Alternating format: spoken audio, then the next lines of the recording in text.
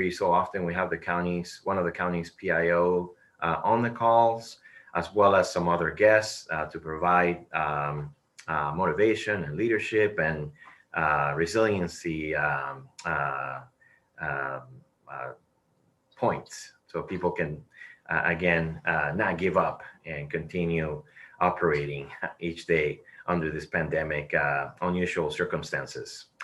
In terms of outreach and communications, when I say we, it's just basically me for the most part, but I'll continue to use we because it sounds like there's a lot of people perhaps.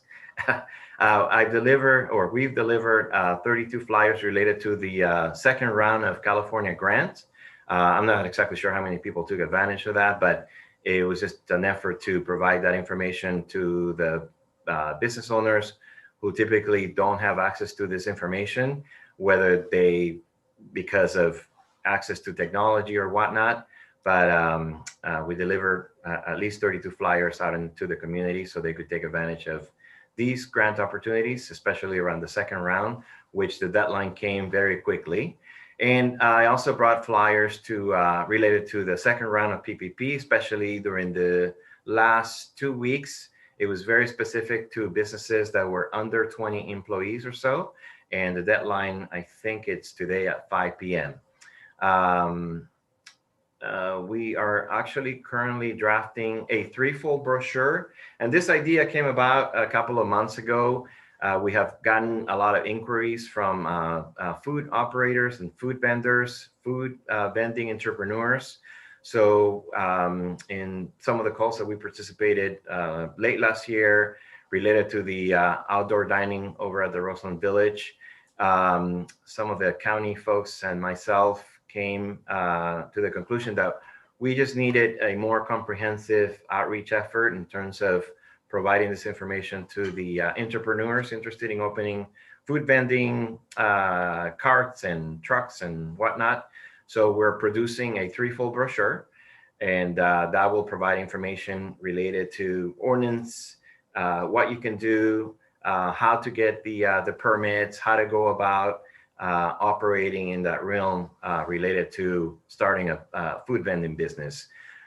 This hasn't been done in the past, so we feel pretty good about it. So it's in its first review right now with the city planners, and then it will later go to the county. But basically, it's a joint effort between the county and the city, and it will be a threefold brochure. And the idea is basically to educate folks and let them know that we are here to assist them with their questions and answers. So that is the purpose for that. Phil, can I ask a question about, yes, since you're on that topic?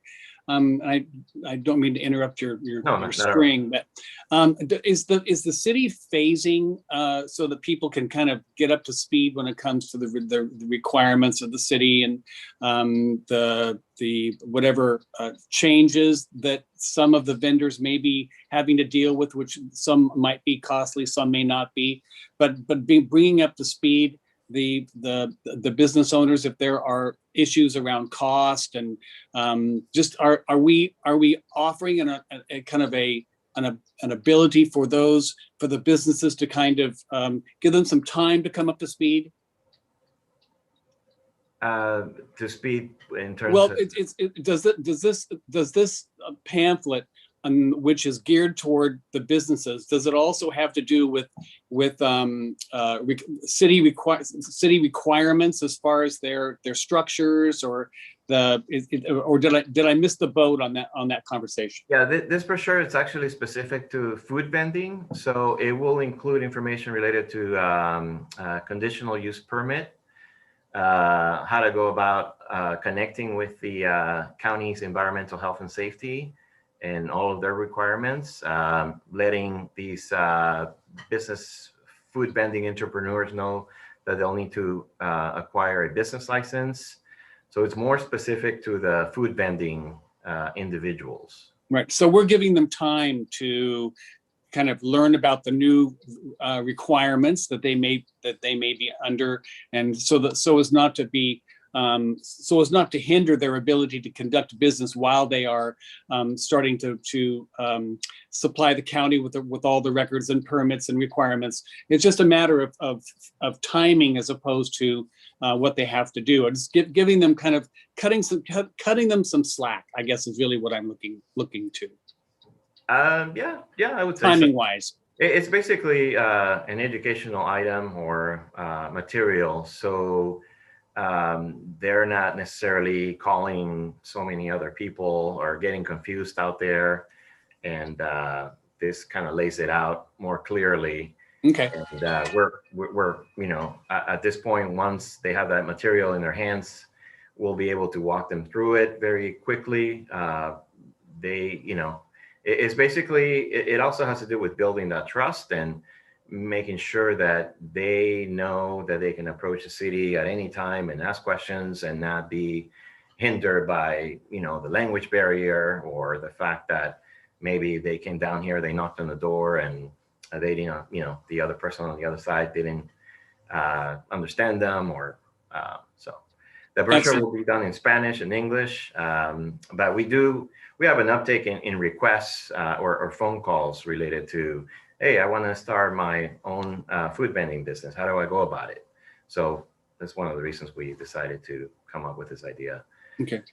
Well, I think it's a great idea. It's the new normal, and sometimes new normals can create anxiety. So I'm glad to hear that these things are being that the user friendliness of this is really important to me. Yeah, and it will include also a landing page. So I'm working with one of our staff members to produce that. And again, since 80% of these inquiries are from Spanish speakers, it will be in Spanish as well, this web landing page. But what pleases me about this project is that we're collaborating with the county. So when I came to this division almost 3 years ago, we didn't, not that we didn't talk with the county, but the county environmental health and safety just seemed like a very obscure place.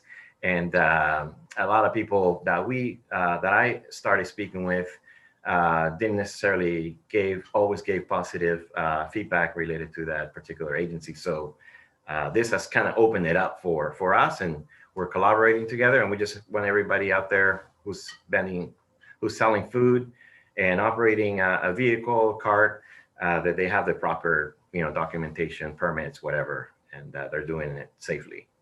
Excellent. Thank you. Yeah. All right, quickly down the list.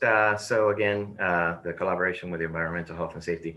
I learned this week, or maybe late last week, that the Mitote food court, they're having a Zoom meeting tomorrow with the Mid-Penn developers, the builder, and that's to discuss the schedule and logistics around eventually the building of the Mitote food park, which, for clarification, the outdoor dining at the Rosen Village is not Mitote yet. Mitote will be built at some point, sometime soon, sometime this year. But that's the food park with surrounded fence and banners and the rotating food trucks, etc. And it's basically another form of outdoor dining, but it will be more, it'll have a structure and such over at the Rosen Village. So they're having that meeting tomorrow. So I'll follow up with some of the operators and such, and I'll provide an update hopefully next month. And my mouth is watering. Yeah, there's some pretty good food there. Yeah, I was just thinking that we need to have a food visit day, I think. I agree. All right. So then lastly, what's coming up is that we're continuing to work, and I was hoping Councilmember Alvarez was on this call, but I'll follow up with him definitely. It looks like he's joined. Oh, okay. I see him. Almost see him. He's arriving. All right. So almost see me. There he is. Welcome. So we've continued to work on a comprehensive directory. So that has taken a little bit of time.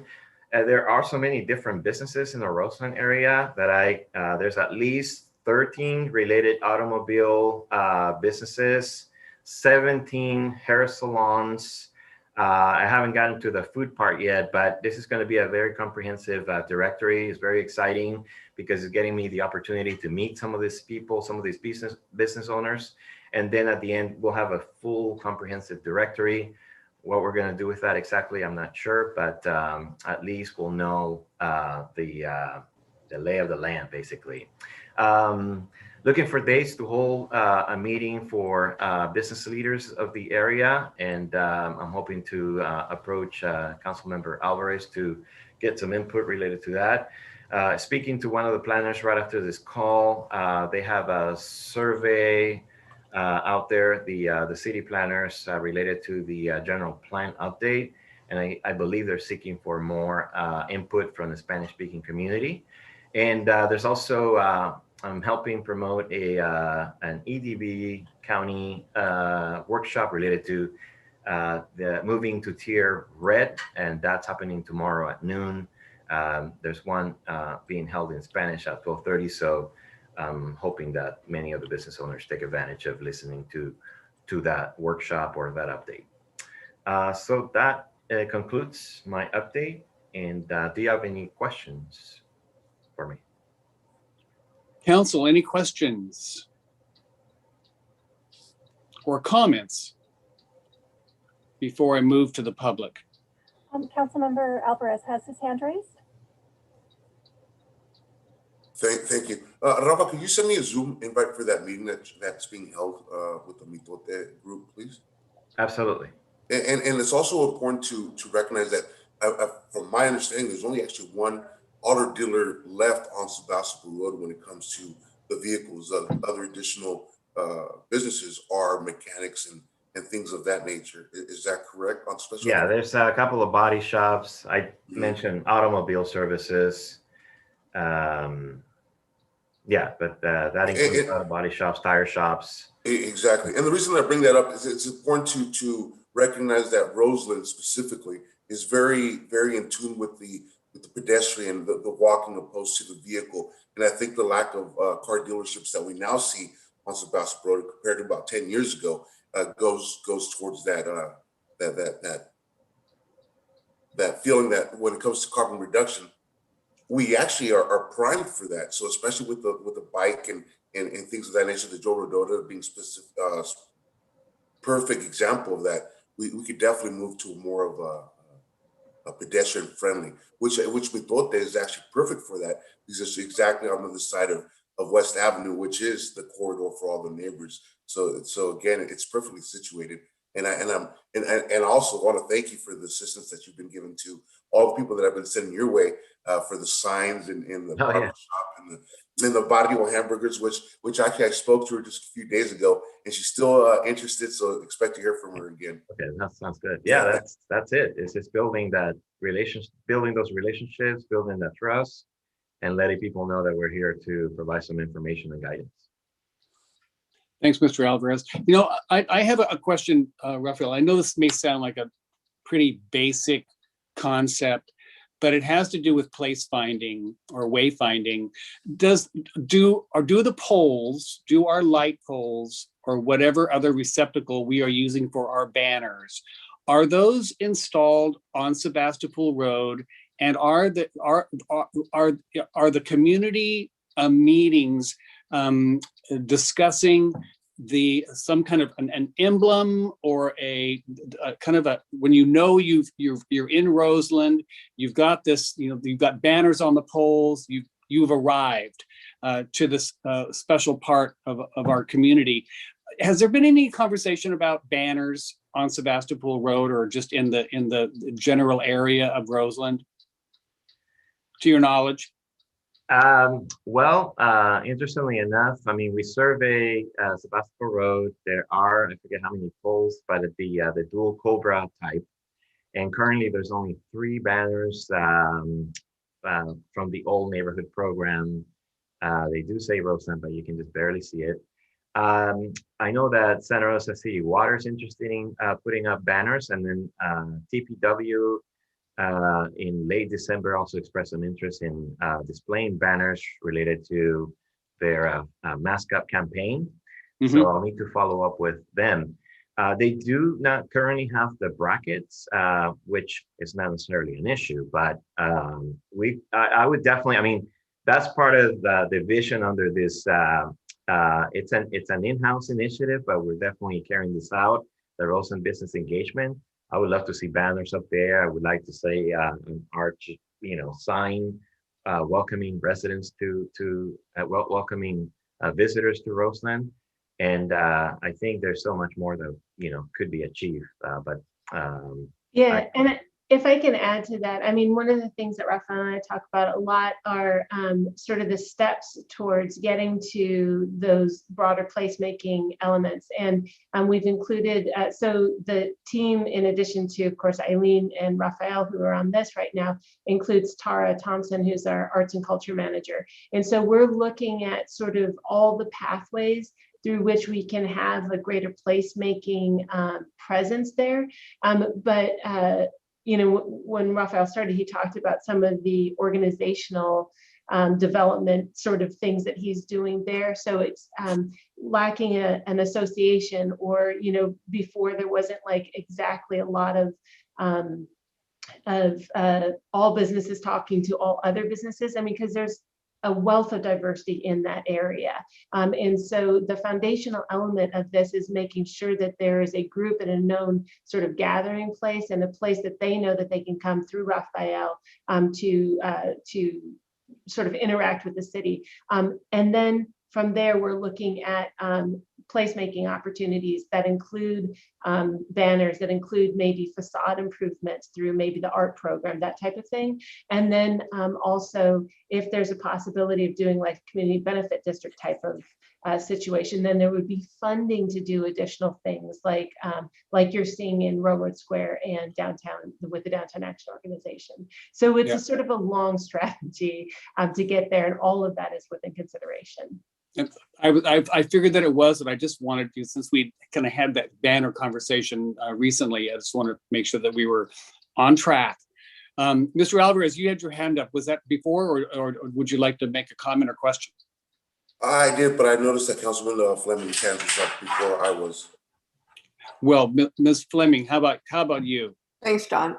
So the other thing I wanted to add to this is, how exciting it is, the idea of having the community benefit district in Roseland. And then what I'm hopeful for is that we have sort of like an association of community benefit districts where we can work together to not just have these placemaking things but the wayfinding, so that people can, they might land in Courthouse Square when they first visit Santa Rosa, but then they can easily find themselves, through different arrows and signs and flags, meandering through Roseland and back around through Railroad Square with some amount of ease. I know that there's a lot of infrastructure and changes that need to happen, but I think that the downtown station area plan was pretty clear that this is something that we want to move toward, and anything that we can do to make sure that Roseland and Railroad Square and Courthouse Square are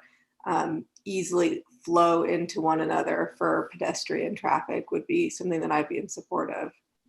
Yeah, it's a great idea when you think about it. Getting from Railroad Square to Roseland is a straight shot. I mean, it's basically a left-hand turn and a right-hand turn, and you're there. Right. And so it's just a matter of getting it done. So I think that's a great idea. We need wayfinding all over the city, but that would be probably a pretty easy fix. Yeah, Did you want to respond to that, Rafael? Yeah. Quickly. So I'm working. I'm not part of the committee, but I'm facilitating these meetings between the Railroad Square Association and our city staff on the wayfinding project for Railroad Square. They have proposed 12 signs.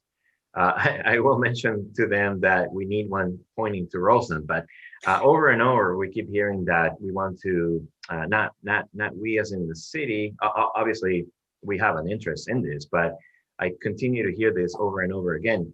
Roseland as a destination. So we definitely at some point need to look at that and eventually let the visitors, the tourists, and other residents from other areas throughout the city point into that direction.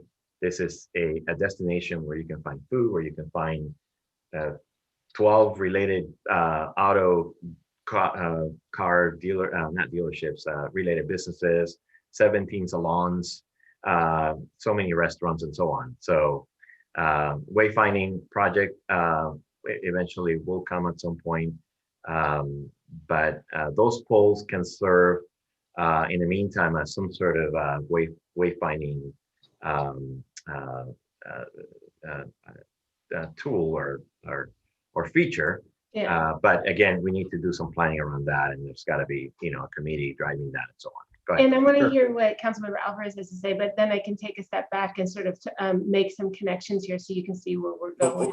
Please, Raisa, with the flow of thoughts, please continue. Yeah. Okay. Yeah. Because I think that the big thing is like we've identified, yes, marketing, which is what Rafael just was talking about. It's like that destination piece of it, but we also have that infrastructure piece of it. And so Councilmember Alvarez actually touched on this. It is a total like it's an ideal location just in the way people move around that area. It's a walkable site, but it's lacking a lot of the infrastructure pieces of it. And again, that placemaking piece of it. So we're only just, so I just noted on this, we need to identify all the community partners because I like where you're going with this, Councilmember Fleming, with it's that association of associations, basically. It's like, how is the Railroad Square Association, Community Downtown Action Organization, and Roseland, once it gets an association, how are they working together? But the challenge, and I think our opportunity, is what do we do now until there's a district, a benefit district in Roseland? It takes like a year to do that.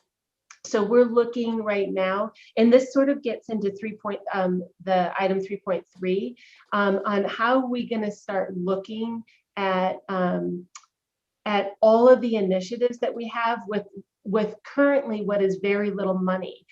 So like if we're looking at community partners to do that wayfinding, it's not just the city, it's not just the associations or even the nascent organization that is in Roseland, but there's also the Museum of Sonoma County, for example. They have an interest in playing in this space. The Chamber has an interest in playing in this space. The Hispanic Chamber, I should say the Chambers, because there's the Hispanic Chamber of Commerce, the Black Chamber of Commerce, and the Santa Rosa Metro Chamber. And I think I'm seeing opportunity before we have funds in looking at assembling sort of the layers of needs there that I think gets to be exciting. And then I think we need to talk about what that looks like in terms of infrastructure, because again, Roseland with an historic what's the word? We haven't put a lot of money there. And the county didn't put a lot of money there. So how do you get it to catch up? And then last thing I'm going to say on that, it's we have two sources of funding in this division. It's main sources, it's the general fund, and it's the Tourism Business Improvement Area funds. The Tourism Business Improvement Area funds have been decimated. However, they won't always be that way. Like we're less than zero on those, but as the economy opens up, and where Sonoma County is really just ripe for local tourism, so we won't be as hard hit. We don't get international tourism, but we'll get we're anticipating an increase in local sort of stateside tourism. So that should pick up. So we're looking already at where are the programs that help to advance sort of equity, access, inclusion in these discussions. And we can use some of those things for placemaking. So that could be in combination with like art funds, a placemaking thing. That could be where we do an initial infusion of banner pole hardware to get them to at least the same place as where Railroad Square and Courthouse Square are. So I just want to say, like, those are all of the considerations as we're looking at money and opportunity and taking this sort of lull in financing to prepare ourselves for when we can actually act with the funds that we need. Great, thanks, Raisa. Mr. Alvarez. First and foremost, I love the amount of focus that we're dedicating to Roseland, our newest member of Santa Rosa. And really it is about opportunity, not so much the obstacles that lay before us. And And to thought came a conversation that I had with Omar Gallardo from Bayer Farms, and he brought up a big arch, which I know there's a certain group in Roseland that's now working on theirs. I won't give up the name because I know they want to come out with a great surprise, but yet a big arch that welcomed the people to the community. That, because of traffic, might not be possible, but it's something that we spoke about maybe 20, 25 years ago. And then the conversation came up where, what if we redid the artwork underneath the Olive Street Bridge, which welcomed both the traffic entering Roseland, leaving Roseland, entering Railroad Square, or leaving Railroad Square, and really the incorporation of art with the banners, the information or geographical position that you're in, a wayside, I believe it's called. And I thought, what a great idea. I don't know the implications because of Caltrans, which I'm sure there are plenty, but nonetheless, though, just the amount of vision that's coming from the community into a better Roseland, into a better Santa Rosa is very inspiring. And really, I think this is a culmination of it, of how much focus we're dedicating to our newest member. So I just really wanted to point out that as a San Rosan, as a native from Roseland, it's very exciting to see, and I do appreciate it. Well, I appreciate those comments, and it would be great. I mean, I love the idea of an archway. I know the fire department hates things spanning over streets. We can do it, though. We can do it. We can do it. And yeah, it would be, I mean they said okay. Yeah, it's a classic way. I know in many areas in Mexico, there is, you will almost always go under an arch that says you've arrived.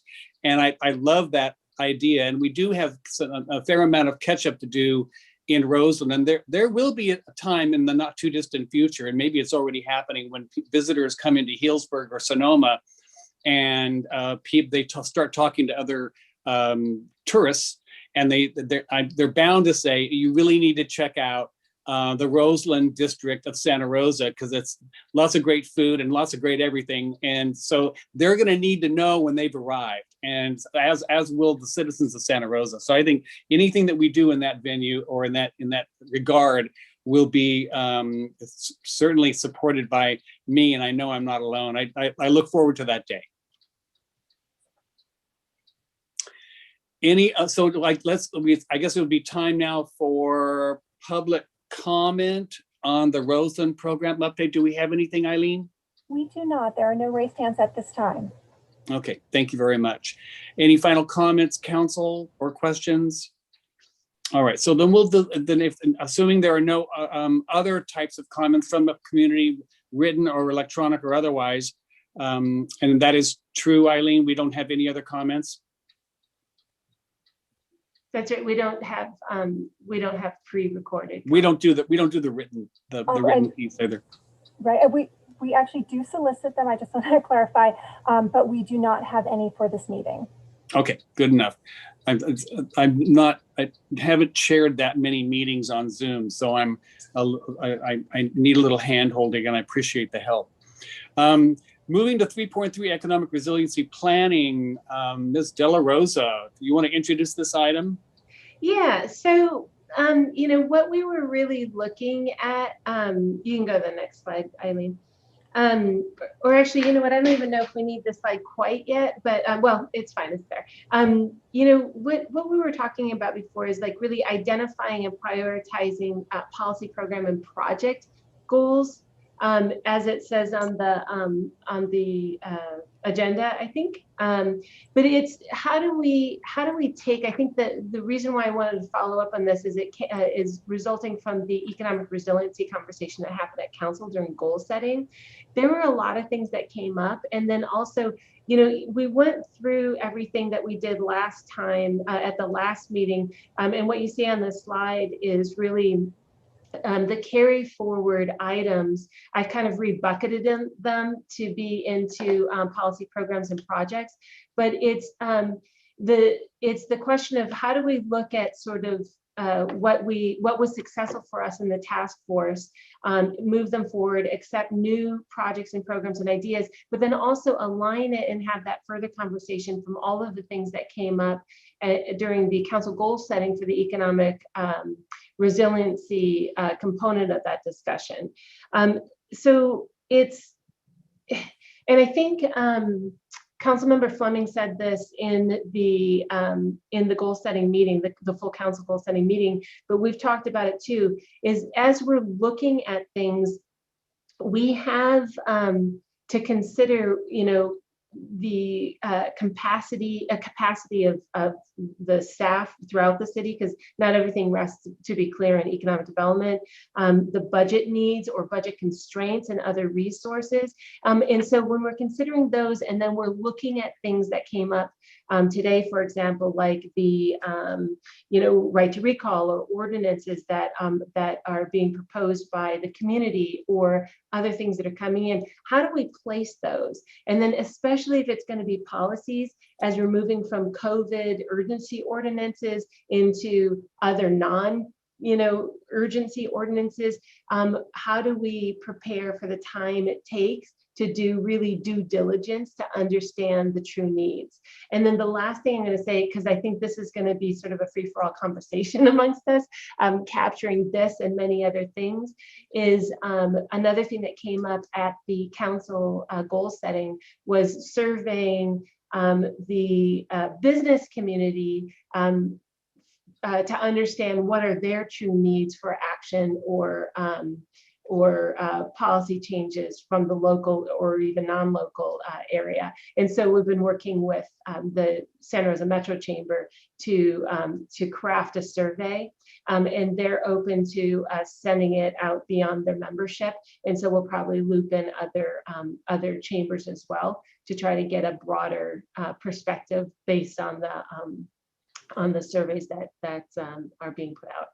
So that's sort of like the overall space that can lead us more, but I'm kind of curious in having a more organic discussion of what you guys are thinking, or like, how do we move this forward based on the conversation that you guys had at council? Good question.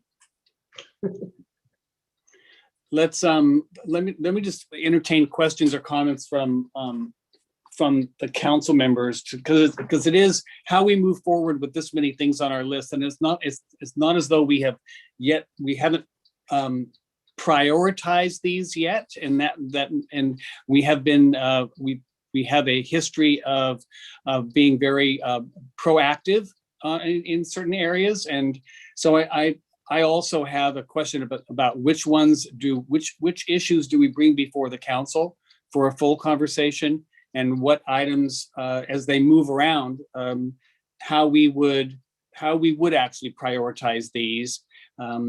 And we have yet to receive the documents around council goal setting, and that will happen not by our next meeting, but potentially by the meeting after that. We will have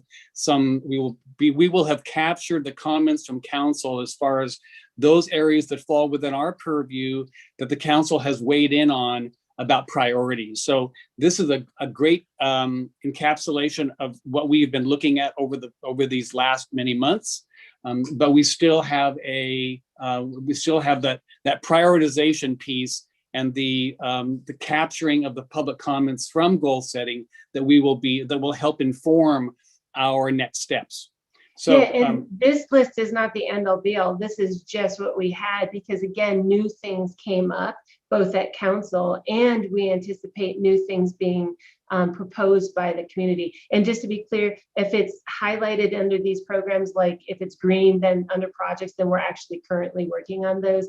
Like under programs, working capital for small business, we have no working capital, and we have no funds for a working capital program. So that's why that's black, not orange. Just to make clear what that means. Excellent. No, I think that's was a great way to do it, I think. Council, any questions at this point? Ms. Fleming. Yeah, thanks, John. One of the things that one of the things I wanted to note is that what I think made the economic development, or the economic recovery task force, is that what we called ourselves? Yeah, it Yeah. was. Yes. successful was that we set an environment of just of free flow of ideas, and that nothing, like what Raisa said, it was informal, that nothing was, there were no bad ideas. We didn't do everything. And so I'm just hopeful that we can bring forward that sort of spirit to this. And I'm curious from John and Raisa and Raphael to know what you think was really helpful and worked in that process, because this is different. It is recorded, it is public, which I think is an added benefit to us, frankly. But and then also the council is going to, I know the council assigned us to look at right of first recall, and may want us to look at project labor agreements. So we're going to have things that, but we dealt with that before too, when the council wanted us to look at working capital. So I that it's not impossible, but I'm very curious to know what elements you felt made this successful in the past. It was 100% what you just said. What was successful to you was 100% successful to us. It was the ability to have honest, open conversations. And, we never taught, it was closed because it was an ad hoc, but we never said anything that I don't think we could say here, right? Right. Because sometimes you have to, in order to pick at it from different angles, it was the level of comfort to say something that may not be popular or that will maybe really anger one constituency. But if we didn't ask that question, we wouldn't be able to circle it around and understand why, like either how to answer it or how to make a better process. So I am just desperately trying to hang on to that level of comfort of conversation and the free flow of ideas when we get to these things, within the confines of having to have an agenda that says this is what we're actually going to be talking about. Like, how do you make it sort of broader to be able to bring it up? Okay. I love, and I'm sorry, I did mean to interrupt, because I did. So I apologize for interrupting, but I'm going to make a take the chair's prerogative and remove titles from this. If you guys, if the council members are okay, if I can just use first names, I think that the one step in the direction of removing some formality that we were able to take advantage of during the task force was that sense of comfort, removing formality, allowing the free flow of ideas, just like you were talking about, Victoria and Raisa. I think it helps to set a tone. And we need that. We need to make sure that tone is comfortable. That it worked then, and I think it'll work now. Eddie, did you have a comment you'd like to make? Of course. I agree. And then back to Victoria, because I cut her off. I agree, and I love that we're much more informal to get the job done. And I believe the formalities might be the resistance. I wasn't here during those conversations, but I love that we do have that understanding amongst ourselves. And to be super clear, we were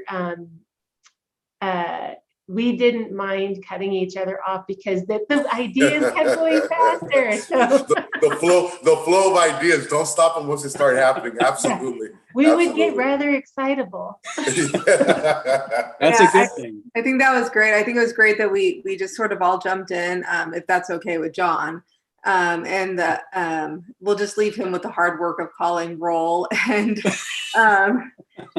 keeping us on task. But I think that was really helpful in generating things. And then we were able. Obviously John is a retailer, and I'm a social worker, and so we had such different experience. But when we educated each other, and there was kind of like no stupid question.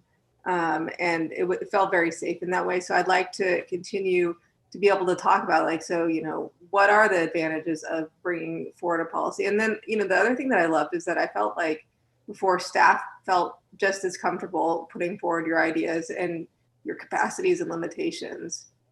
So yeah. So I mean, like I can even start on this, like just looking at this, so we can get into some of the conversation. I will tell you, the COVID paid sick leave ordinance. We did that until we get closer to September.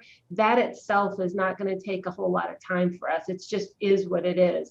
So then we begin looking now down to some of those other things, which I'll get to in a second. But I will say what I anticipate on this current list is going to take us a while, and it's is that we need to develop that second phase of childcare, the childcare support pilot program.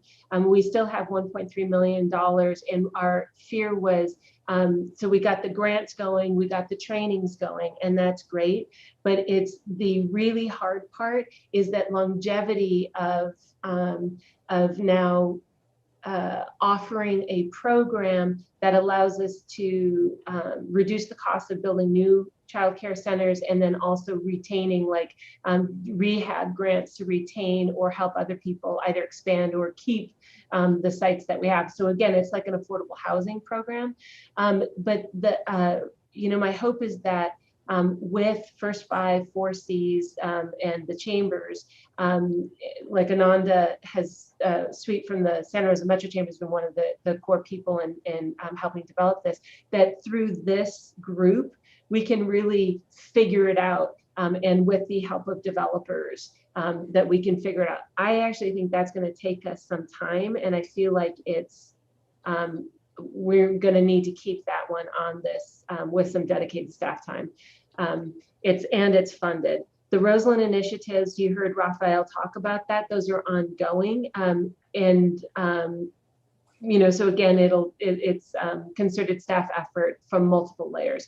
The Out There SR, Inside Out There programs, we've taken that on in-house. That now lives with Tara Thompson, our arts and culture manager, and we see opportunities around that. It's not something that is going to be, it's just an ongoing program, but this is where we start to see opportunity around both COVID and non-COVID. So it's kind of ongoing. It doesn't rise to the level of like, we really need to push this through of childcare in Roseland. And then mobile vending and food trucks, Raphael's working on that. Again, that's sort of an ongoing programmatic element. It slips over into other departments. So we're working with recreation, we're working with the other divisions in planning, engineering, and building on those things. So those two out of programs are ongoing. Childcare and Roseland initiatives are going to need more. They're going to be more active. And then the projects, I'll set those aside for now because those are hefty. They're also ongoing. They come in fits and spurts, but we're just keeping those balls juggling.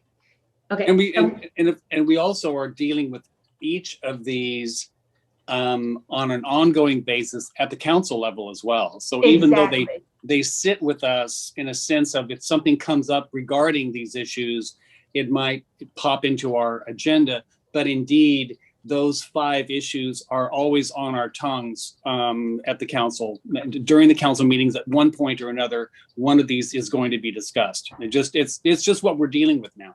Exactly, and it's interesting because they're especially the first, the second two, the second and third one, the RFPQ for downtown properties and infill, that's a thing on its own. We're always looking for revenue opportunities, but when you're looking at like say activate vacant underutilized space, it's interesting like how who's taking what at any given time within the city. So sometimes it's a land use question. Sometimes it's a building question. Sometimes it's just purely an economic initiative. So that's why I'm sort of setting those aside, and they'll come up as we go along. So knowing that programmatically, it's mostly childcare in Roseland right now. And then from a policy perspective, now we have a couple of new things that are up for consideration. I think that's maybe where we want to focus. And are there any new things that are coming in? Yeah, and some of these things in the green also are being dealt with by the Downtown Action Organization. Although we have our responsibility is broader than just downtown, we do tend to focus on our downtown area for those vacant or underutilized spaces. But we do need to think, especially when it comes to Roseland, for instance, we need to broaden our horizons on some of these conversations to make sure that they are pertinent and applicable to other parts of town that are very visible and perhaps need some sprucing up or some ways to repurpose those, at least even if it's temporary. So it kind of sounds simple because it's only 4 words, but that's a big project. But even if the chamber's doing it, like taking the lead, Raphael or I are always on those, or almost always on those committees, like if it comes to things, because there's usually a policy piece to it or a streamlining piece or whatever it is. Yeah. No, good point. and John just mentioned something very important, that we're focusing, let's say, for the downtown, we need to focus on Roseland. What's important about the list that I see before me is if we do a clean sweep with everything included, we're actually taking care of 2 things at once. For example, when we talk about the vacant underused spaces, we have the vending and food trucks that could occupy if it was a land use issue. Right. The childcare is definitely a top priority of the Roseland area. So that's actually kind of incorporated into the initiatives itself. And I definitely see, again, the activation of underused spaces with mobile food trucks kind of goes in line with the revenue and pursuit of those opportunities. So I definitely do see us being able to take a larger view of how we can actually incorporate more of our issues into these projects. And I think that is a perfect, I'm going to dovetail right onto that and ask the broader question, or point out kind of the obvious here, which is that we certainly don't lack ideas and initiative. What we do seem to, what sort of stands out to me is that we have more good stuff on our plate than we can really financially afford, and more than we have. I mean, I'm impressed always that you and Raphael and Tara and Eileen get as much done as you do. Sometimes I wonder how you guys do it. I'm not joking. I'm not trying to flatter you. I really don't know how it all gets done. And so where I'm going with this is, like, there's this, nearly $2 trillion of COVID relief. And I know that they didn't leave cities out of it this time. Do we have any sense of, like, how we can, I know we work with the chambers, how we can work with other jurisdictions, how we can harness any potential funding to put some more either staff or funding behind some of these initiatives and prioritize them in a way that will best and most equitable drive economic recovery and resilience for Santa Rosa? Yeah, I actually printed out and now somehow cannot find what I printed out. The new, what was just passed through the Senate and is going to the House. There is a whole bunch of new funding that's available. I lost it. Just tell me it's a lot, and then. But it's a lot, but a lot of it is how do we, okay, here it is. So there's it's a lot of it is new opportunities for businesses within the community or things that don't necessarily come in through the city. And even if we do get additional funds, like the childcare thing, we did that through the CARES Act money, right? So it does rely on, and when we have those opportunities, it's the creative reuse based on council goals. And in that way, I think we need to wait until we see what those council goals are and what new sort of funds are coming back to the to local municipalities. And they're doing better about not having it go state and then the county has to ask for it and the cities have to ask for it. They're doing better about recognizing the sort of local control of some of the funds. I don't know what those are yet, but I do. Sorry to interrupt. Do you have a sense of when we might hear? Because I think that this goal setting conversation would be helpful to have, like the piece of information, like the report out from council, goal setting, and then the 6th CARES Act, or is it the 5th or the 6th, whatever, that Joe Biden's CARES Act relief and have a sense of those things so that we could sort of more, I mean, and it'll change, but so we can more directly target what we can do, what we can't do, and what we wish we could do, but we'll have to wait.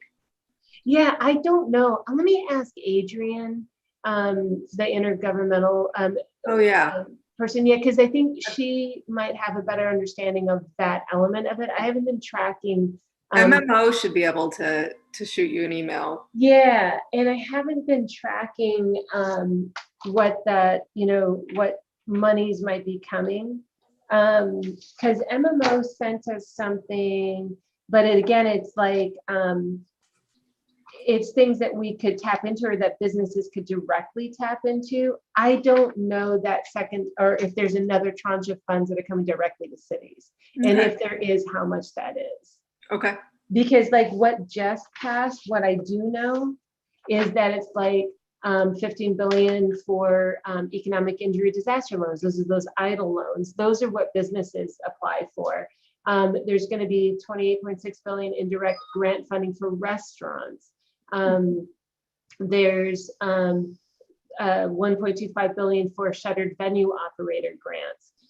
So where in these things is there an opportunity for the city to play in that space, or even the chamber or any of our private sector partners, or is it directly to those businesses that have to actually apply a loan, like as a business owner? Right. Well, what might be helpful is once we have a sense of what those, because I thought that there was going to be some direct relief to cities, which I thought so too.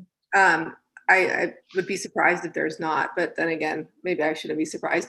But if there is not, one of the things that might be helpful is to understand what the programs are and if we have any wiggle room to leverage, like if there's tax credits somewhere, like how we are able to craft our COVID relief policy, or if maybe there's something around childcare or minority-owned businesses where we can maybe have people, if they apply for that grant and achieve another one of our policy goals or outcomes, that they could get a little bit something else, or they could have, be permitted more quickly, or have priority is what I'm trying to say.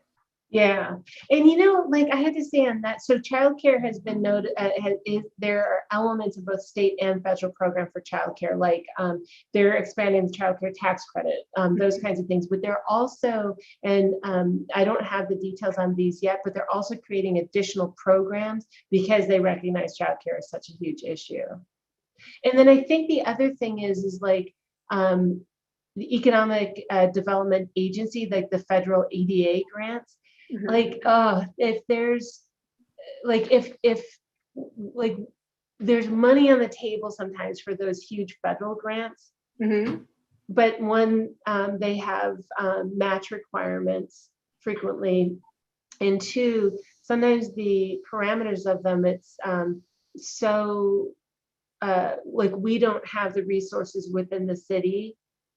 Even if we were able to apply for it and get it, to actually do the programmatic elements of it. And so that's where we have to start weighing into, like if there's a big difference on the, direct relief to cities funds and what we can do with that, than the confines of a federal grant program or even a state grant program, where we would have to have programmatic elements that we may not have in place. And I think I want to also just point out, we need to be careful about expectations around those kinds of funds.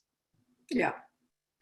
Well, anyway, I think I might have created more problems than solutions, but I think the takeaway for me is that hopefully we'll have a little bit more information in our subsequent, if not the next meeting, then the following meeting.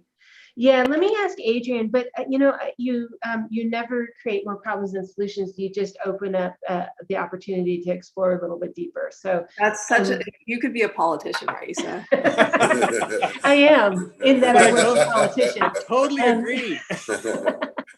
Because there's so many more questions than there are answers, and it seems like the questions and the answers seem to be changing on a regular basis. It's really, really hard to keep track of what's going on, and we don't know it till we know it, and sometimes we don't know it till it's gone. So it's really I would think it would take a full-time person in the city to do nothing but track possibilities of funds, where they're going, and how to get them. So it's a really important question, I think, because we are in many ways, we are for some of our bigger programs, we are dependent on outside funding mechanisms. So it's because the city's not exactly flush all the time. And right now we're, that's what part of what we're fighting with or what we're dealing with. So I think it's a great question, a great comment.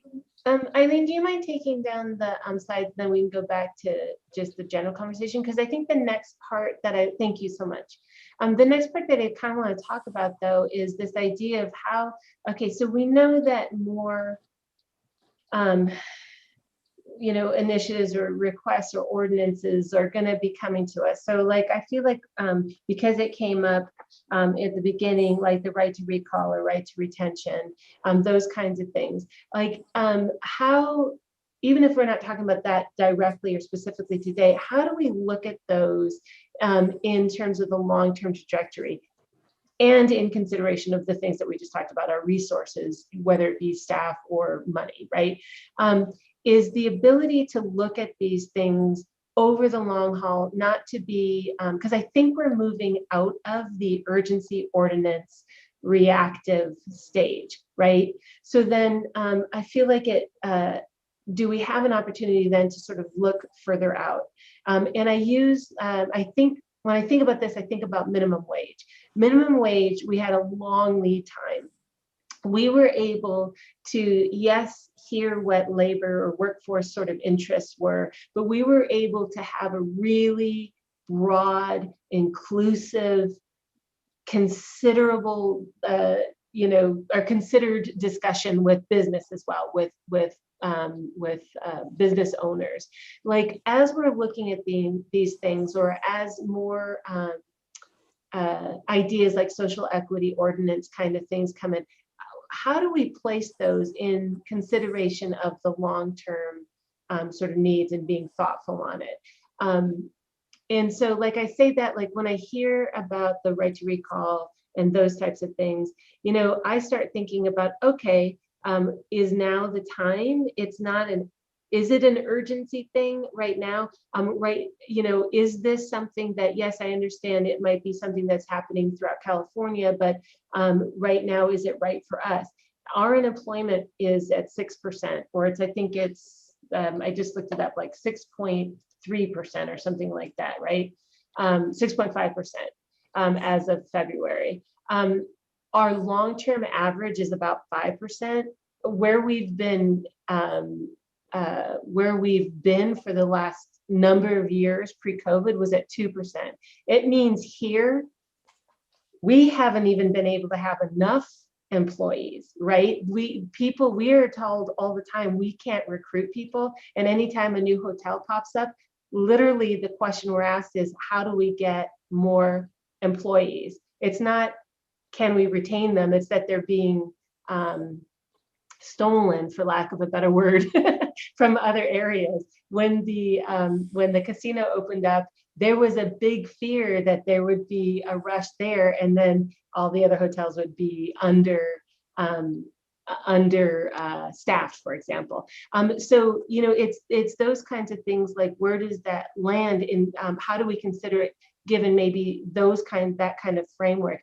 Or is the question, yes, let's look at that, but first we have to understand what's the affordability of living here? What's our housing kind of things? Do we look first at those and build the foundational pieces to get us to the place where we now then are beyond a question of like basically full employment? Do you see what I'm saying? Like, how do you think about that? I'm just using those as an example, because I'm pretty sure more ordinance ideas will come up. Eddie, did you have your hand up? Did you want to make a comment? No, sir, I didn't. I didn't have my hand up, but I will say that I think it's important to keep an eye on each and every one of the sectors. One of the things that worries me personally as a business owner is the Biden check, or the Trump check even. I look at those as a Band-Aid to cover the reality of our true economic situation. I do believe that Sonoma County has been spared from the reality of the unemployment because, one, our houses keep burning down and there's construction work, speaking very frankly, and two, we live in Sonoma County. So regardless, we're blessed. But it does worry me that if we were to have a shortfall, what would our true economic situation be? And for that reason, I do believe that it's important to make sure that our employees are taken care of. If it needs to be on the top of the list at this precise moment, that would depend on what other issues are present. One of the things that I'm looking at is the HR 1319 from Biden and what that means to the influx of funding. Should he sign it on the 14th, I believe, in 5 days? I believe that's what I've been hearing. What happens with that influx of revenues? Do we cover our shortfalls? I believe it does incorporate the cities and the government and the counties in that funding, 60 billion, if I'm not mistaken. But this is just what was passed by the Senate, and I believe it still had to go through the House. I'm not aware if that's actually already happened or not. But all those factors kind of work into the how important is this, how important is that, and I think we shouldn't lose sight of any of the factors and move them along evenly or equally if we can, if it's at all possible or feasible. So me personally, don't lose track of anything. And if we can get anything passed and take it off the list, such as the list that we just seen a bit ago with the green, that those are projects that we're working. Black, simply we don't have the funding for that, and that's reality. But if we can move it along, I would suggest moving it along and taking it out the way and just having it already done so we can focus on the other. Thanks, Eddie. And I have a question, Raisa. As far as opening up, where are we with our hotels? As far as what is the current status of restrictions on hotels and numbers of occupation, the occupation of those rooms, and where do we stand as far as opening up right now with hospitality? Yeah. I'll have to double check. I mean, I know we're about to enter the red tier, which opens things up more. And I think until we get there, I think they're only allowed to have essential workers. Though, to be honest with you, I've been driving around and seeing more people where I'm sure it's not necessarily just essential or something like that. I think it's essential travel. But when I think by the end of March, we're allowed to be, it opens up again, if I recall. Okay, because then it's one of those questions. These broader or these important discussions, but also sensitive discussions are, my guess is we can make a recommendation and we can fact find. And one of the things that I'm not really aware of are all of the right to recall and the right to retention. And Victoria mentioned it earlier. In my role as an employer, I consider it an overreach of government, and I think we need to spend a lot of time in protecting our employees, and we also have to be sensitive to the rights of employers. And so, telling them who they will bring back and who they won't bring back, telling them having government instruct them as to their employees, how they're going to hire them or not. Or it is just strikes me as an inappropriate arm of the government, telling people in the business sector what to do with their employees. So having a broader conversation about that, perhaps at council, and we could do it here too. What I'm worried about is timing. If there is a desire on the council's part or on this body to move that issue forward, we're going to start running. If there are protections that council members feel need to be put into place, we need to be starting that conversation now, because as we open up, that question needs to be answered. So that's why, even though I would like to avoid an urgency ordinance, because we keep doing that and it's going to start. I mean, I don't want everything we do to be urgent. It would be nice to be able to have a little bit of time, which means that we would need to start that conversation sooner than later, especially if we're going to move in that direction. And I for one, am uncomfortable with that direction. I would love to be able to encourage, but to require puts me on edge. Any comments, members? Yeah, if I might, what I think with this one is that what I was hoping to accomplish today in this regard is to ask to put it on the next agenda so that we could just collect more information rather than making a decision today. because it is, it's a really narrow scope of who would be affected by it. Yeah. But I've been given information about how sensitive these workers are and how much of an impact it might have. And to Raisa's point, that about unemployment being low, unemployment is low, and we're blessed here, but it's not uniformly low. And some business owners and some employees have been so much harder hit than others. And so while my primary dislike of this proposition has to do with the fact that it's actually really narrow and it doesn't help enough people, and that there's already a lot of things going on. I do think that it would be helpful to sort of bring it to us like fresh, because I know that when we sort of take it up in this, like it's really sort of being used as in this conversation as a side, like, okay, well, here's all these other things that are coming up. And so I was hoping to deal with it in the more linear way, like, okay, let's look at this next time instead of having to react to it today. And so I think the original question was, I'm losing track. How do we decide what we're doing? Well, no, I mean, I think we'll decide sort of organically this way. It helps to know this. So I will definitely agendize it for the next one, so that we can have a more specific conversation. And then in the meantime, try to do some work. Yeah, and to be clear, I mean, I was trying to think about it in terms of like anything, and that just any kind of ordinance that we might have to consider, and trying to think about it in the long term. Some of them, maybe it was a bad example, but some might be urgency and some may not be urgent, right? Right. But it's just how are we best able to have the conversation, consider them more fully with community engagement. Or engaging the stakeholders that it may or may not affect, right? So I think that's my key piece of it. But to your question, I actually, this helps, because even this conversation helps me understand, like, where does it place for you? What is it? And then let's agendize it and then discuss it further. And then the longer term thing is, if it's not like a clear urgency or something that's specifically directed, related to COVID, I think Eddie kind of talked about this a little bit. It's like, okay, let's hold it. Let's know that we need to do it. Let's go back and understand what's swirling around it, or if there are initial things that we need to do, and then we can consider it. Can we sort of have, and there will be a Venn diagram, but can we sort of have a COVID track and a general economic development track? Yeah, I was thinking like COVID, and then it's like economic resiliency, because I think that's sort of like, I was trying to tie it back to that conversation at council. So yeah, let me see if I can come up with something in that way. And it is a bit Venn diagram like. Yeah. The other thing that I really agree with John about is that I would like there to be fewer urgency things going on.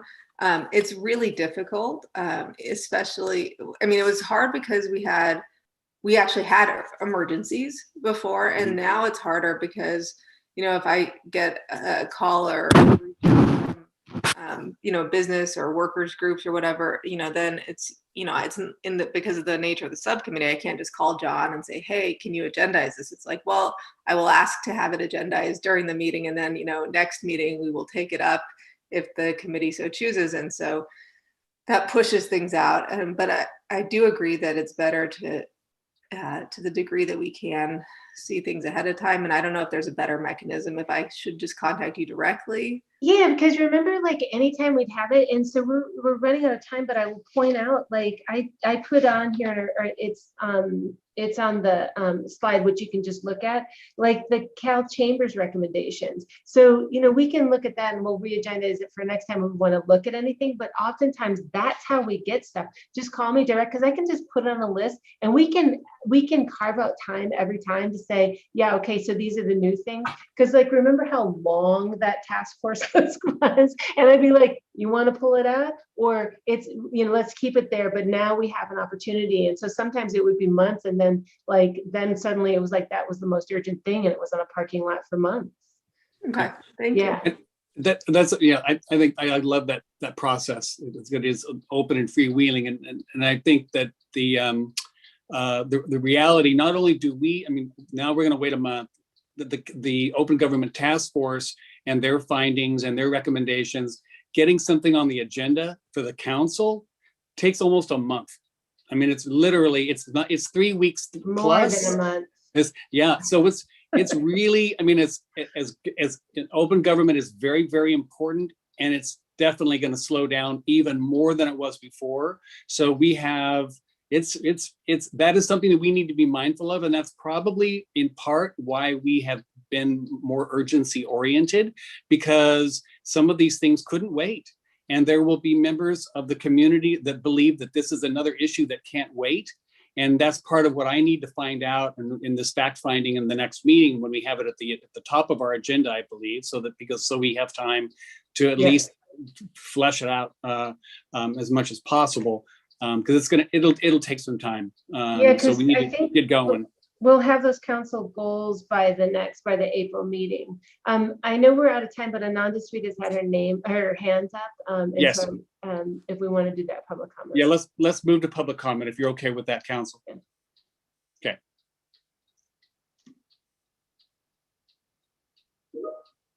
Okay. Good morning, Ananda Sweet, Santa Rosa Metro Chamber.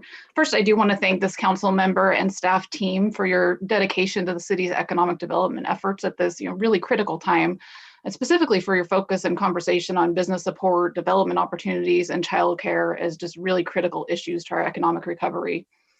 As you explore additional policy and regulation related to employers and workforce, I would urge that it's crucial to engage employers as part of the process, to truly understand any workforce problem we're trying to solve, and to work with and engage employers as part of that solution. It's particularly critical to take the time to ensure that any policy solutions that come from this process meet the intended purpose, while avoiding unintended negative consequences. Specific to right of recall, I do have to be clear that any form of right of recall ordinance would be extremely burdensome for employers, who should be encouraged rather than discouraged from reopening or ramping back up to pre-pandemic staffing levels. Any ordinance that adds layers of process, time delays, a loss of flexibility, absolutely do represent an enormous cost and burden to employers when they can least afford it, and would risk further delays or permanent loss of those positions rather than protecting them. Again, here we would urge you to truly understand any problem you're trying to solve, including the data to support its existence, and truly understanding the consequences of any policy solution and the impact of layers of new policy. Thank you again for your time this morning. And of course, we stand ready to work with you to initiate and support our economic recovery, and of course, to work on our shared goals of supporting a thriving Santa Rosa for all. Thanks, Ananda. Eileen, do we have any more public comment on this item?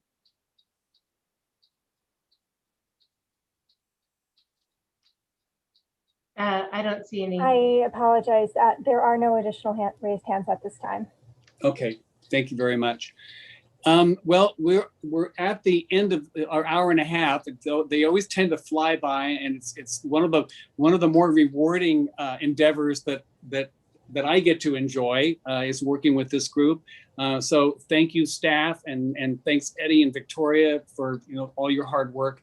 Raisa and Rafael, you guys always make for a great meeting.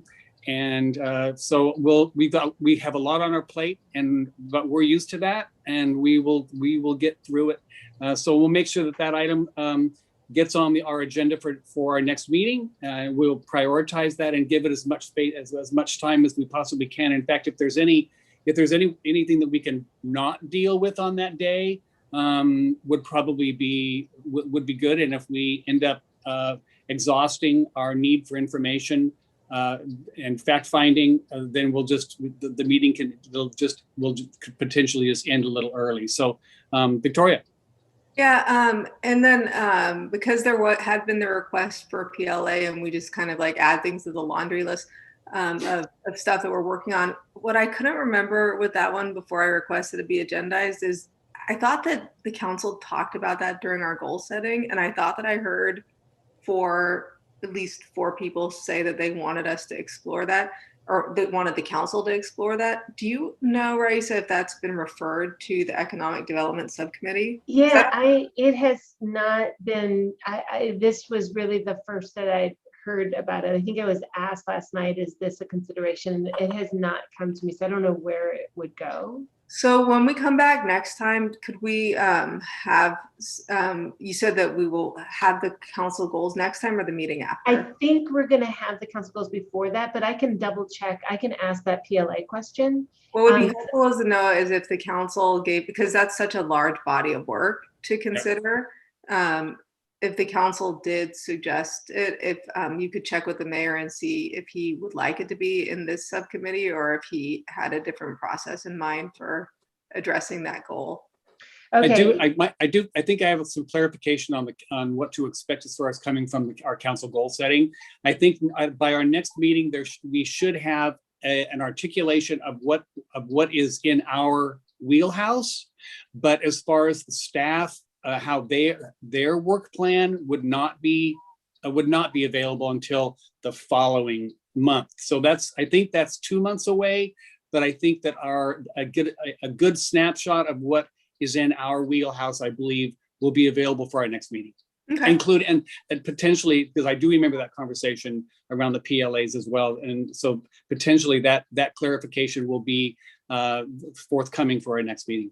Okay, great. Okay, I'll double check as well. And so at the very least, we'll just have the hospitality right to recall and right to retain retention, and then also just the council goals, just so that we have that on there. And then what I'll try to do is we don't need to use the presentation, but I'll try to do a presentation kind of format. So there's an attachment that has our ongoing list, so that we always have available to you and the public anything that's on our ongoing list. And I'll try to bucket it that way, and I'll try to add that Venn diagram.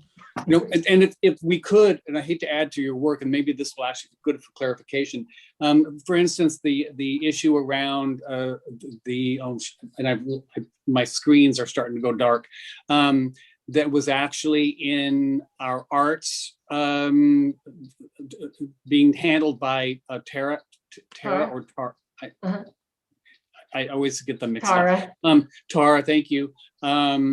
And I apologize, Tara. That you might even mention, you know, where because it looks like it's sitting in our list, but it's actually being handled elsewhere. So just a little, if we could add somehow a little bit of clarifying comment about where it's actually living currently, would help not make our list look so. It would add clarity to the list. And also give us a sense of who's kind of working on it currently. What you're talking about, the out there stuff? Is yeah. Okay. Exactly. Okay. If possible. I mean, if not, it's not like an urgent thing, but it adds clarity to our list. Yeah, and if you want me to form that list in any other way than what I'm seeing it, because it's just been sort of an ongoing thing, I could definitely do that.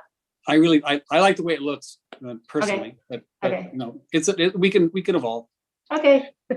Thank you all very, very, very much. I really appreciate it. It was a great meeting, and we will see you before then, but until our next meeting. Perfect. Thank you so much. Bye. Thank you.